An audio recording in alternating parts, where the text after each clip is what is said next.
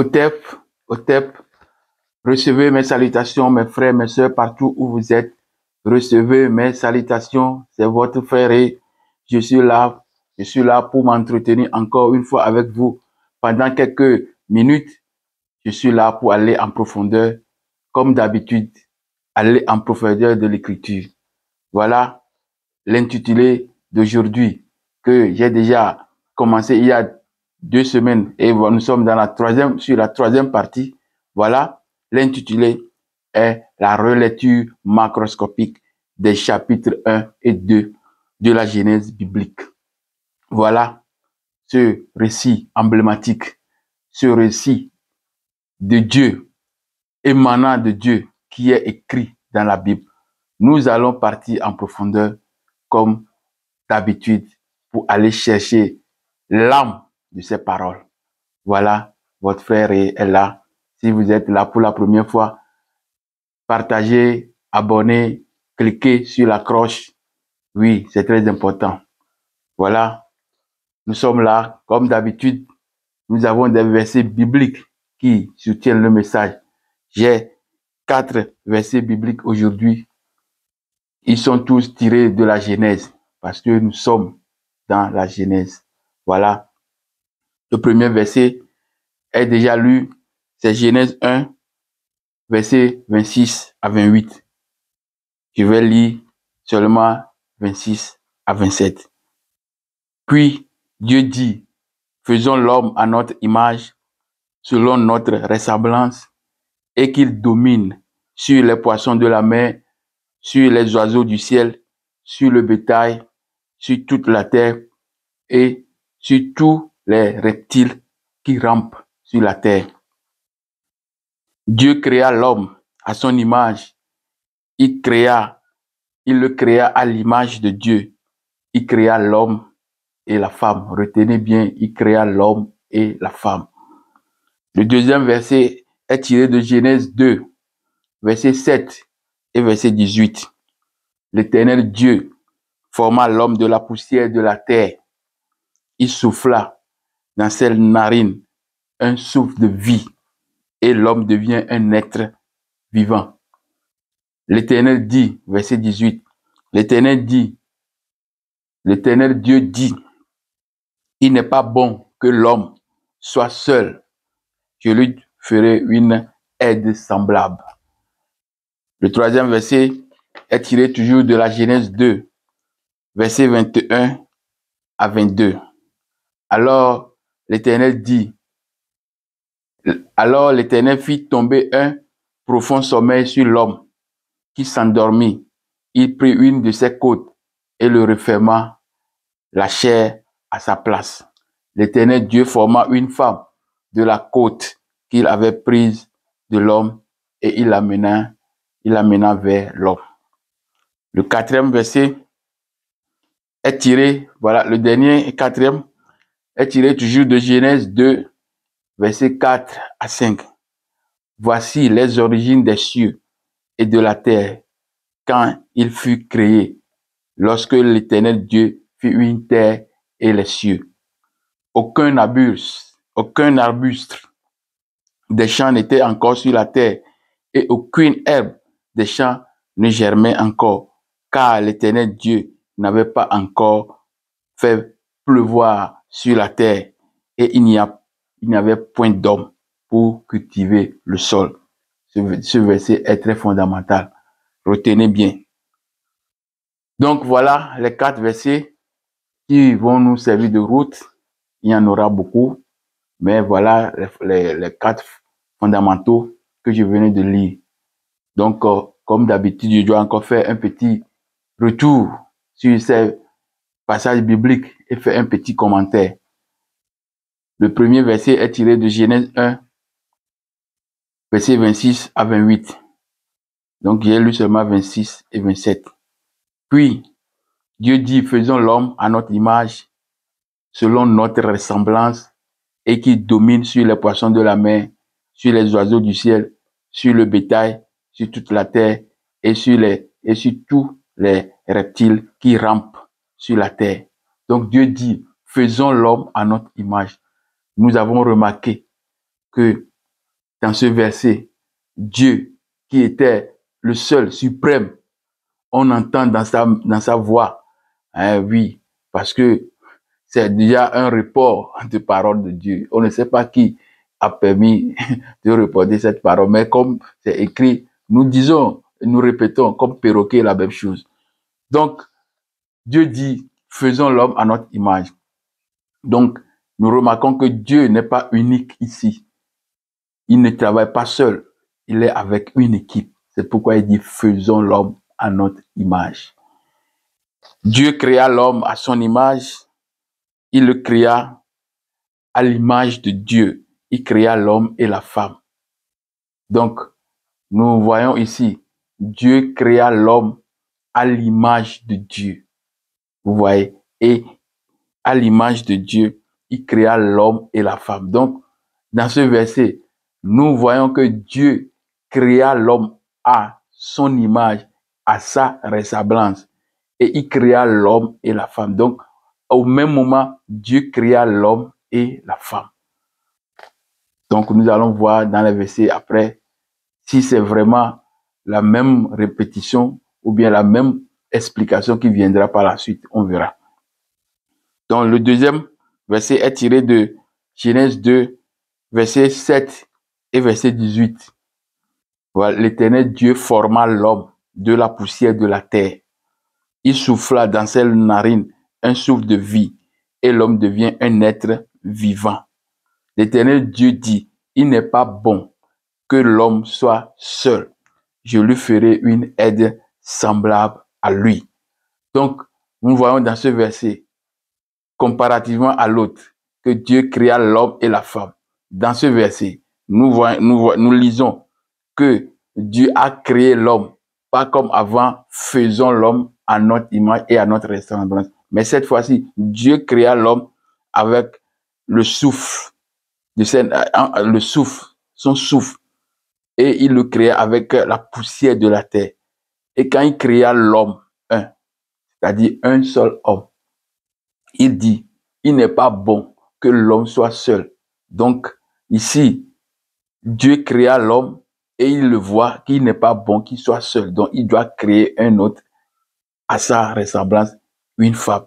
Donc, quand nous lisons, ou bien nous référons au premier verset, c'est-à-dire ce qui dit que Dieu créa l'homme à son image. Il créa à l'image de Dieu. Il créa l'homme et la femme. Ici, on voit que il y a l'homme qui est créé et pendant un temps, Dieu regarde que il n'est pas bon que l'homme soit seul. Donc, il faut avoir une semblable. Donc, c'est le cas. Le cas est venu qu'on a créé maintenant une semblable pour l'homme. C'est la femme. Le troisième verset est tiré de Genèse 2, toujours verset 21 à 22. Alors, Dieu fit tomber un profond sommeil sur l'homme qui s'endormit. Il prit une de ses côtes et referma la chair à sa place. L'Éternel Dieu forma une femme de la côte qu'il avait prise de l'homme et il l'amena vers l'homme. Donc, nous voyons ici, au troisième verset, au troisième passage biblique, que Dieu a créé la femme comment? Avec la côte de l'homme. Voilà, c'est ça qu'on dit. Mais nous verrons, nous avons déjà lu dans des versets antérieurs ou bien dans des passages ou bien dans des histoires des peuples que dans Enuma Elish et aussi dans Gilgamesh, ce sont des récits de la Mésopotamie. Alors, on a aussi une idée que l'homme, on a pris la côte, vous voyez. Donc, et aussi, quand à la formation de la terre, on a démembré, on a pris la côte de Tiamat, c'est une déesse, pour pouvoir former. Donc, ce sont des idées pour savoir que prendre côte de est déjà un terme utilisé déjà dans l'ancien peuple qui existait avec leur récit de la création. Donc, le quatrième passage biblique est tiré toujours de la Genèse 2, Cette fois-ci, on va lire, j'ai lu le verset 4 et le verset 5. Donc, c'est un verset, ce sont deux versets très fondamentaux. Nous devons le lire et l'expliquer. Les lire et l'expliquer. Voici les origines des cieux et de la terre. Quand il fut créé, lorsque l'Éternel Dieu fit une terre et des cieux. Alors, on dit, aucun arbuste des champs n'était encore sur la terre. Aucune herbe de champ ne germait encore, car Dieu, l'Éternel, n'avait pas encore fait pleuvoir sur la terre et il n'y avait pas d'homme pour cultiver le sol. Donc, nous voyons ici que, contrairement à la Genèse 1, Dieu a créé l'homme à la fin. Mais cette fois-ci, Dieu a créé l'homme avant, c'est-à-dire avant la création ou bien avant l'apparition des arbustes, des herbes. Donc, vous voyez, donc Dieu a créé l'homme ici, Dieu a créé l'homme et après les arbres, tout ça sont venus passer parce qu'ils disent qu'ils n'avaient pas encore fait pleuvoir sur la terre et aussi il n'y avait pas encore d'homme pour cultiver. Donc, les raisons pour lesquelles il n'a pas créé l'arbre, c'est qu'il doit avoir les hommes pour cultiver. Donc, il veut d'abord que les hommes arrivent et après, il crée l'arbre. Donc, c'est déjà une chronologie vraiment rétrograde. Hein? Vous voyez? Donc, voilà les 4 versets qui vont nous servir de base et qui vont nous accompagner durant notre étude de ce soir. Donc, je rappelle encore le titre de notre intitulé d'aujourd'hui, la relecture macroscopique des chapitres 1 et 2 de la Genèse biblique. Voilà, la fois dernière, je n'ai pas quand même fait une petite définition sur les mots fondamentaux, c'est-à-dire les mots que j'ai utilisés dans le texte. Donc, il y a l'habitude de définir certains mots de l'éclaircie. Donc, voilà, nous allons regarder la définition de la relecture et nous allons regarder aussi la définition de macroscopique. Voilà les deux mots que je dois expliquer. Je n'avais pas expliqué ça. Je n'avais pas expliqué ça dans les deux premières parties, mais je tiens à parler un peu de ces deux mots. Quand on parle de relecture, ce mot est formé du préfixe re et du nom lecture. Le préfixe re indique la répétition, retour sur action déjà faite ou accomplie.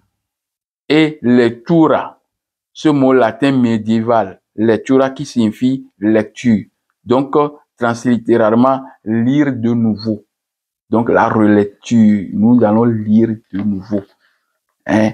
Donc, le macroscopique est formé au 19e siècle à partir du préfixe macro et du suffixe scopique, inspiré de microscopie.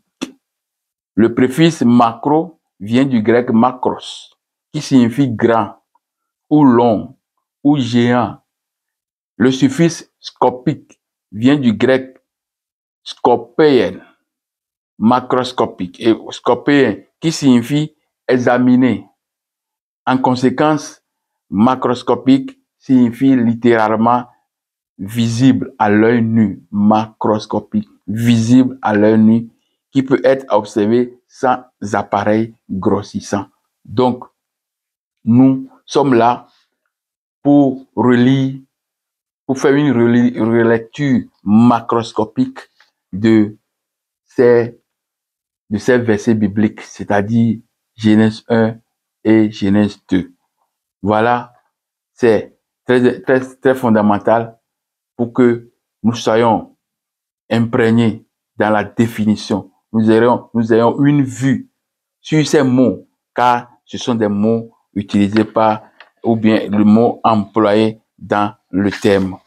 Donc, mes frères, mes sœurs, je rappelle encore que abonner est important. Cliquez sur la cloche réacquer. Voilà, si vous êtes pour la première fois connecté à cette page, alors ne tardez pas à cliquer sur la cloche, abonnez-vous, partagez, likez, faites vos commentaires parce que c'est très important d'avoir des commentaires. Ça permet de vous faire évoluer notre étude, notre rencontre hebdomadaire. Merci, merci mes frères. Recevez toujours mes salutations. Vous êtes là, nous sommes là ensemble pour un bon et une bonne chose. Je rappelle plutôt que nous sommes toujours sur l'intitulé la relecture macroscopique des chapitres 1 et 2 de la Genèse biblique. Nous allons continuer toujours avec le deuxième point, celui de la relecture proprement dite des versets, proprement dite, verset par verset des chapitres 1 et 2. Aujourd'hui, nous allons finir avec le chapitre 1 de la Genèse 1 et entamer avec le chapitre 2 de la Genèse 2. Toujours, je rappelle aussi que le premier point de cette étude nous a permis de faire la connaissance des histoires des peuples et nations sur la genèse du monde, ce que nous appelons communément le récit créationniste de l'univers. Comme nous avons fait pour le récit de la création selon les peuples et nations, nous ferons aussi l'histoire des peuples et nations sur la création de l'homme. Donc, j'avais fait l'histoire des peuples sur la création des planètes, des luminaires, des étoiles, tout ça. J'ai fait une histoire des peuples. Déjà, j'ai relaté une histoire, j'ai fait un brossage des histoires des peuples. Voilà, nous ferons la même chose comme quand nous sommes aussi dans la création de l'homme. D'après les Babyloniens, d'après les Sumériens, d'après les Gréco-Romains, bon, c'est jumelé toujours comme les Romains ont envahi la Grèce et puis ils ont pris tout ce qui est de la Grèce. Donc, ce qui est de la Grèce est passé aux Romains. Donc, c'est pourquoi on a l'habitude de dire Gréco-Romain. Donc, certaines histoires que je répète encore, mes excuses, c'est ainsi que nous avons l'histoire des hommes selon les Babyloniens, nous avons l'histoire de la création de l'homme selon les Sumériens, nous avons l'histoire de la création de l'homme selon les Gréco-Romains. Donc, enfin, nous avons aussi l'histoire selon les Égyptiens antiques ou pharaoniques. Chez les Babyloniens et les Sumériens, communément appelés Mésopotamie, j'ai déjà fait une étude sur la Mésopotamie. Je crois que on aura encore l'étude bis dans ce message. Donc, chez les Babyloniens et les Sumériens, à l'origine des temps, les dieux se révoltaient contre le travail ingrat qui consistait à curer les rivières, des canaux, à faire des grands travaux gigantesques. Donc, ils se sont plaints auprès de leur père, auprès de leur mère, et ils demandaient à leur mère Nama, Mami ou Nima, donc de façonner un homme avec l'argile provenant des rives. Donc, toutes ces divinités sont les divinités des eaux. Ouais, donc, quand on a fait l'étude sur la première partie, on a parlé d'abîmes, des eaux, des grands eaux profonds, immenses, insaisissables. Donc, ici aussi, nous retrouvons encore les mêmes personnalités, c'est-à-dire les mêmes divinités. Donc, de façonner un homme avec l'argile provenant des rives de Apsu. Apsu, c'est le père des dieux et dieu des eaux douces, manifesté par le limon des fleuves Tigre et Euphrate. Donc, il tourne autour de Tigre et Euphrate. Vous voyez. Donc, je continue. La déesse mouille la terre des fleuves de Tigre et Euphrate. La déesse fait maintenant, il crée l'homme. Il crée l'homme, il mouille la terre et elle lui donne vie. Donc, vous savez, dans la Bible, c'est pareil. Dieu a créé l'homme avec la terre, l'argile de la terre, et puis il a soufflé en lui, en soufflé dans ses narines une souffle de vie. Donc, ce sont des choses qui reviennent toujours comme ça ici. Donc, le destin, la déesse mouille la terre et lui donne une vie. Donc, le dessein de cette créature, homme, sera donc de servir les dieux, parce que les dieux sont pleins de leurs travaux. Donc, la création de l'homme, c'est pour servir les dieux. Donc, et les dieux, en retour, leur fournissent des nécessités, des choses nécessaires à leur vie. Chez les Grecs et aussi les Romains, gréco-romains, la création des hommes est principalement attribuée à Prométhée. Voilà leur histoire. Un titan, c'est un dieu titan. Il dit que Prométhée a façonné les hommes à partir de l'agir et de l'eau. Et Athéna, la déesse de la sagesse, leur a insufflé la vie. Voilà, c'est une histoire qui tourne autour toujours de l'agir, l'eau, mélangée, comme on dit tsunami, et comme on dit plutôt, quand nous disons abîme, la boue, tout ça là. Donc, c'est les mêmes histoires qui reviennent ici. Nous devons avoir une idée sur l'idée des peuples selon la création. Enfin, d'après la mythologie égyptienne, la création de l'homme est souvent associée à l'acte divin de Ré, Ra, ou de Thoth, qui ont essoufflé. Thoth aussi, c'est Dieu de la sagesse, comme on a parlé d'Athéna. Donc, ce sont des copies. Donc, qui ont insufflé la vie, c'est-à-dire l'acte divin de Ré, Ra, Ré, c'est-à-dire Dieu soleil, et de Thoth, qui ont insufflé la vie et la conscience aux premiers humains. Et pourtant, il existait autre récit expliquant la création des humains. Un récit commun raconte que les dieux de l'Énéade, c'est 9 dieux. Il avait défini ça avant. La Tumré, Shu, Tefnu, Geb, Nut, et puis les 4 générations de divinités, Osiris, Ibis, Set, Nephthys. Donc, c'est les Énéades, les 9 divinités. Quand on dit Énéade, ça veut dire 9. Un récit commun raconte que les dieux de l'Énéade, notamment Atumré,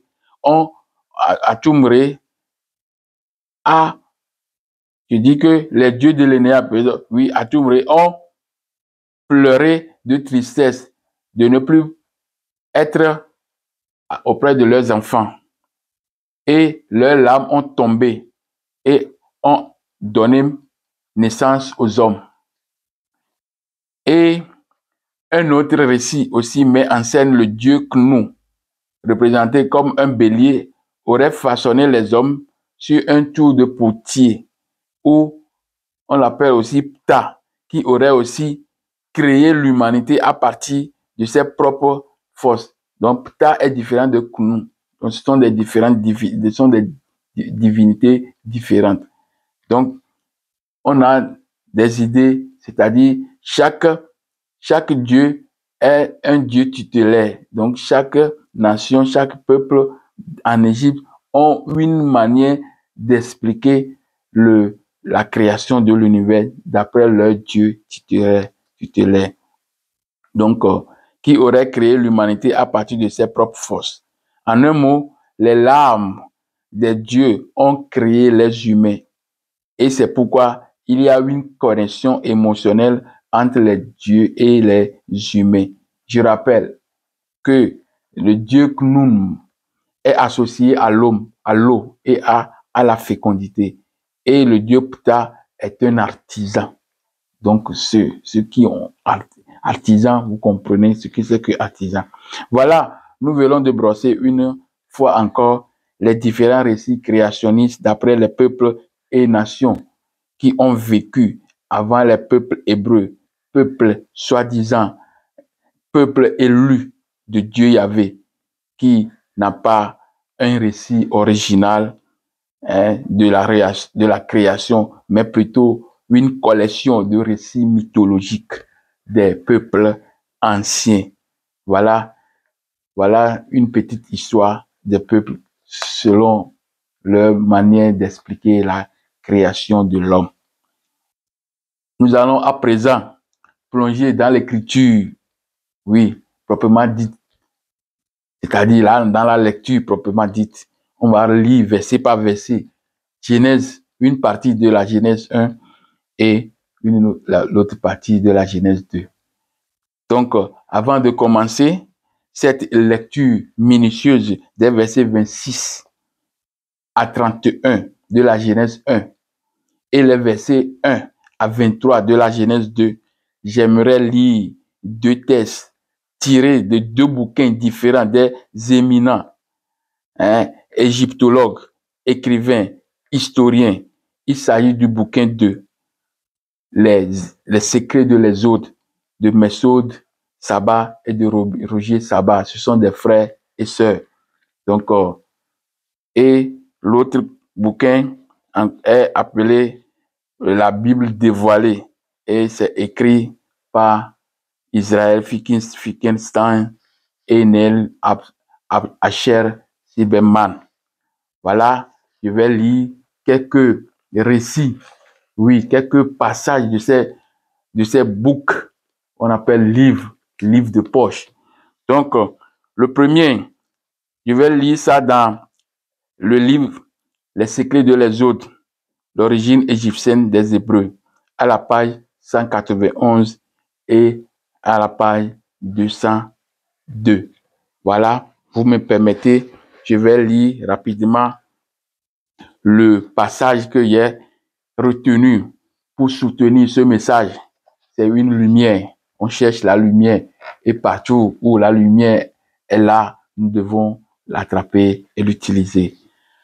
La création de l'homme, le passage là, on appelle page 191, le titre c'est la création de l'homme. Le verset 27 du chapitre 1 de la Genèse dit, Dieu créa l'homme à son image, c'est à l'image de Dieu qu'il le créa, mâle et femelle. Il les créa. Donc, on voit que ces deux personnes qu'on vient de créer, il les créa. L'image de Dieu est-elle l'image de l'homme? Voilà les questions qu'on pose. L'image de Dieu est-elle réellement l'image de l'homme? Le verset a-t-il un rapport avec les notions anthropomorphisme rencontrées dans l'imaginerie égyptienne? Ce sont des questions qu'on pose. La plupart des dieux égyptiens sont représentés par des hommes ou par des animaux ou encore par des hommes à la tête d'animaux et par des animaux ou encore à des hommes à tête... Non, je reprends. La plupart des dieux égyptiens sont représentés par des hommes ou par des animaux ou encore par des hommes à tête d'animaux. L'expression mâle et femelle se dit en hébreu Zakar ou Nekeva. Zakar ou Nekeva. Ce qui exprime la jonction de caractères masculin et féminin sur la personne d'Adam. Comme sur les représentations d'Akhenaton. Voilà. Dans Genèse 2, verset 4, telles sont les origines du ciel et de la terre lorsqu'il fut créé. Béhé Baram. Rachi, c'est un nom d'égyptologue et aussi écrivain. Rachi dit à ce sujet, c'est avec la lettre He, H-E, qu'on a créé le ciel et la terre. Béhé Baram se traduit par créé à partir de He. Le He, c'est le souffle, c'est-à-dire par le souffle divin.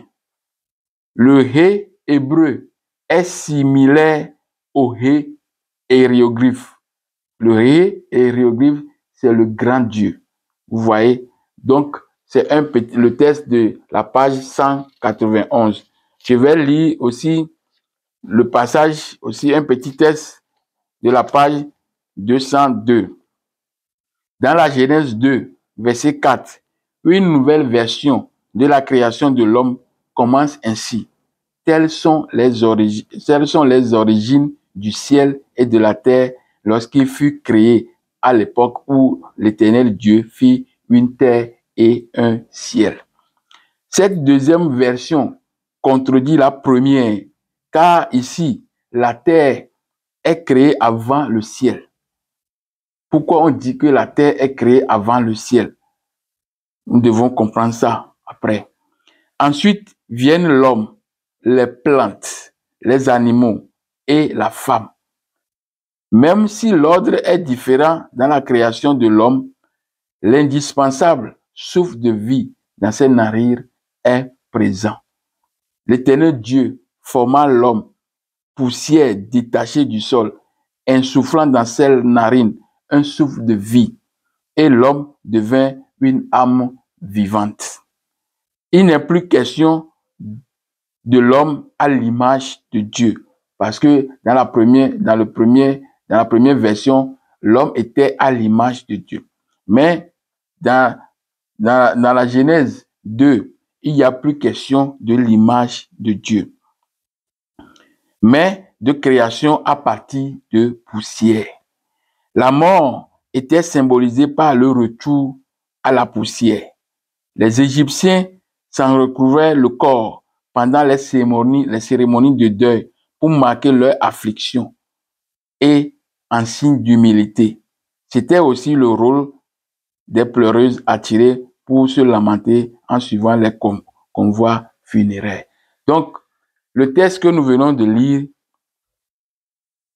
le texte que je viens de lire, nous a parlé d'abord du verset de la Genèse, verset 27 de la Genèse 1, que l'homme était à l'image de Dieu. Et on se demande, l'image de Dieu est-elle l'image de l'homme? Donc, j'ai déjà parlé ça dans ma vidéo d'invitation pour dire que est-ce que l'homme était réellement l'image de l'homme? Donc, dans cette ornière, je vais aussi lire quelques définitions concernant l'image. Donc, nous allons définir ce que c'est que l'image, ou bien je réserve ça pour la suite. Je réserve ça pour la suite. Donc, on nous a parlé de l'image. Nous devons comprendre ce que c'est que l'image, ce que c'est que la ressemblance. Donc, les deux mots ont été utilisés. Je crois que je vais laisser ça lorsque nous allons rentrer dans l'étude proprement dite. En lisant verset par verset, je vais profiter pour définir la ressemblance. Nous devons définir l'image. Et on va définir aussi un autre mot, dominer. On verra ce que ça veut dire réellement. Donc, dans cette partie, la première partie, c'est dans la Genèse 1, Dieu créa l'homme à son image. Amen. Quand on rentre dans la deuxième de Genèse 2, lorsque nous lisons la page 202, on voit ici qu'il n'y a plus de question d'image de Dieu. Mais cette fois-ci, on a pris le corps, on a eu le corps à partir des poussières de la terre. Et cette fois-ci, on ne parle plus de l'image de Dieu, mais on parle de l'homme mortel. C'est-à-dire, quand l'homme meurt, quelles sont les choses qui se passent? On dit que comme il est poussière, il retournera poussière. Ce sont les thèmes que nous avons l'habitude d'écouter dans l'église. Donc, vous voyez, c'est les deux récits qu'on a mis là-bas comme ça. Donc, je vais lire aussi le deuxième passage dans le bouquin, la Bible dévoilée, à la page 24. Le cœur de la Bible hébraïque, je lis. La Bible dévoilée, bouquin, Bible dévoilée, Israël Fikistan et Neel Asher Silberman. Voilà, le titre c'est la Bible dévoilée. À la page 24, je vais lire aussi la page 25. Ce sont un petit morceau, ce sont quelques lignes. Le cœur de la Bible hébraïque est un récit épique qui décrit l'émergence du peuple d'Israël et sa relation constante avec Dieu, à l'encontre d'autres récits mythologiques du Proche-Orient comme les histoires égyptiennes d'Osiris, d'Isis et d'Horus. ou bien l'épopée mésopotamienne de Gilgamesh, du Gilgamesh. La Bible s'ancre fermement dans l'histoire terrestre. Donc, quand on lit les passages comme ça, il est bon qu'on passe un petit commentaire parce que en lisant, les gens ne peuvent pas comprendre le pourquoi j'ai amené le passage. Je dois le montrer pourquoi j'ai amené. Donc, on parle du cœur. Le cœur de la Bible hébraïque est un récit épique qui décrit l'émergence du peuple d'Israël et sa relation constante avec Dieu, à l'encontre d'autres récits mythologiques du Proche-Orient. Donc, à l'encontre, c'est-à-dire leur récit a un ancrage dans les récits mythologiques du Proche-Orient. Mais du Proche-Orient, donc quand on parle de Proche-Orient, on parle d'Égypte, on parle de la Palestine, on parle de la Syrie et on parle jusqu'au niveau d'Irak. Ça, c'est le Proche-Orient. Il y a aussi le Moyen-Orient. Il y a aussi l'Extrême-Orient. Donc, tout ça là, pourquoi on parle d'Orient? Parce que c'est la position de ces contrées vis-à-vis de l'Égypte. L'Égypte est le centre, le berceau, le centre. Et à l'est de l'Égypte, on a le Moyen, on a l'Orient.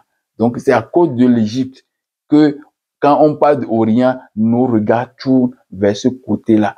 Sinon, tous les pays ont l'Orient. Ils ont aussi l'Occident. Donc, pourquoi quand on parle de l'Orient d'Amérique, on ne vient pas ici, on ne vient pas ici dans les petites terres là, bandes de terre là, non. C'est à cause de l'Égypte. Donc, vous devez comprendre, c'est une information capitale que je vous donne concernant la position ou bien l'emploi du terme Orient, Proche-Orient, Extrême-Orient, Moyen-Orient. Donc, c'est par rapport à l'Égypte. Donc, ces gens ont pris des récits de mythologie du Proche-Orient. C'est eux qui ont créé ce thème. Sinon, on parlera de l'Égypte. De l'Égypte. C'est en Égypte qu'on a appris beaucoup de choses. Parce que les gens là ont dit qu'ils ont vécu 430 années. Comment on peut vivre 430 années dans un endroit où on n'est pas totalement façonné sur l'image de cet endroit-là? Parce que quand tu vis, tu deviens égal. Tu deviens l'image de l'endroit où tu vis. Donc, tu es confondu à cet endroit. Donc, on ne peut pas nous dire maintenant que ces gens-là, on ne les connaît pas. On ne connaît pas leur nom. C'est du mensonge. Donc, tout est copié. Je continue la lecture. Je continue la lecture, mes frères, mes sœurs. Suivez-moi, s'il vous plaît. Je continue la lecture. À l'encontre d'autres récits mythologiques du Proche-Orient, comme les histoires égyptiennes d'Osiris, Isis et d'Horus, ou bien encore l'épopée mésopotamienne de Gilgamesh. La Bible s'ancre fermement dans l'histoire terrestre. Donc, quand on parle de la Bible, c'est une histoire terrestre. Ce n'est pas une histoire du ciel. C'est d'abord une histoire terrestre. Parce que ce sont des écrits mythologiques des peuples anciens qu'on a pris pour écrire ou bien pour mettre dans ce bouquin qu'on appelle Bible. Donc, quand on parle de Bible, c'est une histoire terrestre. Le drame divin se joue sous les yeux de l'humanité. Donc, quand on parle du drame divin, les trucs concernant Dieu, c'est sous les yeux de l'humanité. C'est nous, les acteurs. C'est la terre entière qui est à terre. Les peuples qui ont vécu, qui sont les acteurs. Donc, à l'encontre également des autres chroniques royales des nations du Proche-Orient, la Bible, à l'encontre, parce que à l'encontre également des autres chroniques royales des nations du Proche-Orient, la Bible ne se contente pas de célébrer le pouvoir de la tradition et des dynasties régnantes. Donc, quant au pouvoir de la Bible, la Bible, normalement, doit parler de la vie de ces peuples, les grands peuples anciens, qui ont l'histoire déjà. Mais la Bible ne se contente pas de célébrer le pouvoir de ces traditions, de ces gens-là, de ces peuples anciens-là. Il ne fait pas la célébration de ces gens, de ces pouvoirs, de ces dynasties régnantes là-bas, de ces pouvoirs qui existaient dans le temps-là, qui géraient l'histoire de l'humanité. Il ne fait pas la célébration de ces choses-là. Plutôt, elle explique pourquoi l'histoire du peuple d'Israël et du monde entier s'est déroulée selon un schéma dont l'issue dépendait directement des commandements et des promesses de Dieu. Vous voyez, c'est les choses comme ça qu'on nous dit, c'est les choses comme ça que nous avons dans le récit biblique. Au lieu que le récit biblique parle de l'histoire de ces peuples, fait un point, une lumière sur ces peuples, il préfère parler comme si c'est lui-même l'auteur. C'est ça qu'on est en train de dire. Donc, je continue. Elle explique pourquoi l'histoire du peuple d'Israël et du monde entier s'est déroulée selon un schéma dont l'issue dépendait directement des commandements et des promesses de Dieu. C'est le peuple d'Israël qui tient le rôle central dans cette tragédie. Donc, on met un peuple blanc qui est un peuple d'Israël qui devient le peuple central de cette tragédie. Alors que les tragédies là de Dieu étaient ancrées dans la mythologie, dans la vie de ces peuples antiques. Quand on parle du Proche-Orient, Moyen-Orient, de ces peuples-là, surtout l'Égypte. Donc, quand on parlait, c'est eux qui avaient la source même de la parole de Dieu. Vous voyez? Donc, et du monde entier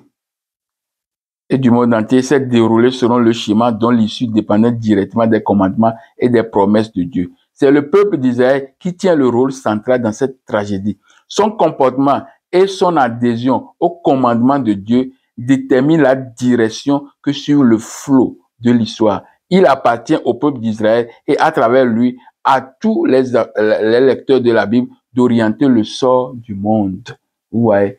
Donc, au lieu que la Bible fait la célébration des paroles, des récits mythologiques de ces peuples, de cette dynastie régnante dans le temps, au lieu de faire leur célébration, de leur célébrité, alors ils font quoi? Ils font leur propre célébration en se disant que c'est à eux les récits là. Alors ces récits ne leur appartiennent pas. Donc, l'histoire biblique débute.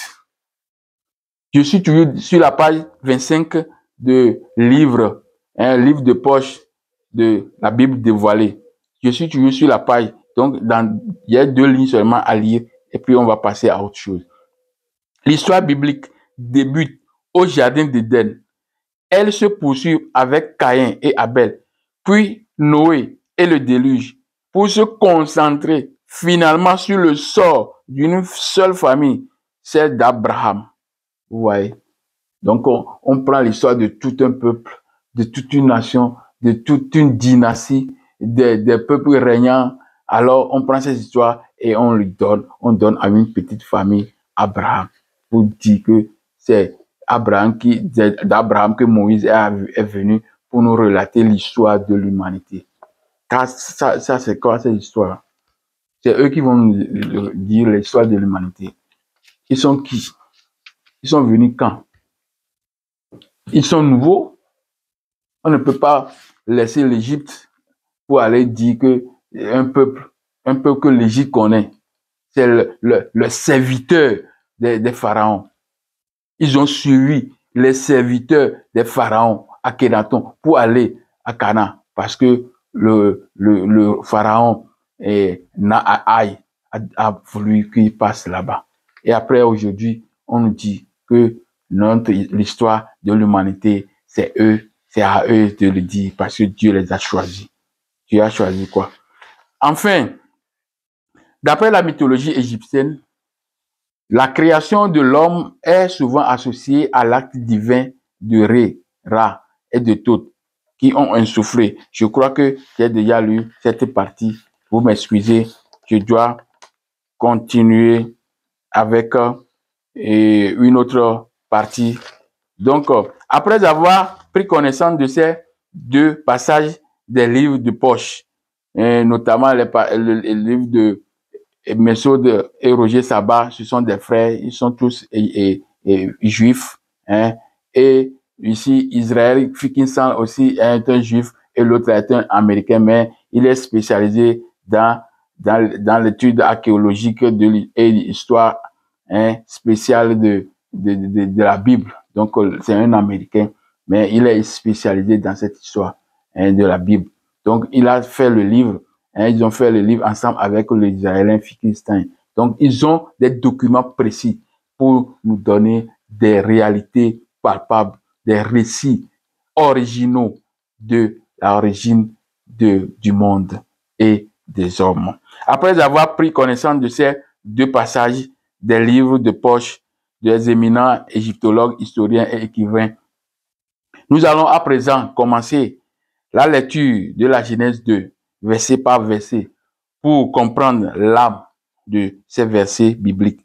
Je vous informe que cette lecture de la Genèse 2 se fera quelquefois accompagnée des versets de la Genèse 1. Cette lecture parallèle nous permettra de bien cerner, de bien comprendre la divergence, la différence et la conformité de ces récits créationnistes du monde et de l'univers. Voilà, nous sommes là. On va entrer, excusez-moi, on va entrer maintenant dans le récit de la Bible. Donc, vous me permettez, je vais prendre ma Bible. Vous me permettez un moment, s'il vous plaît. Donc, nous allons lire verset par verset la Genèse 1, la Genèse 2, avec tout ce qui concerne comme les informations bibliques. Vous voyez. Donc,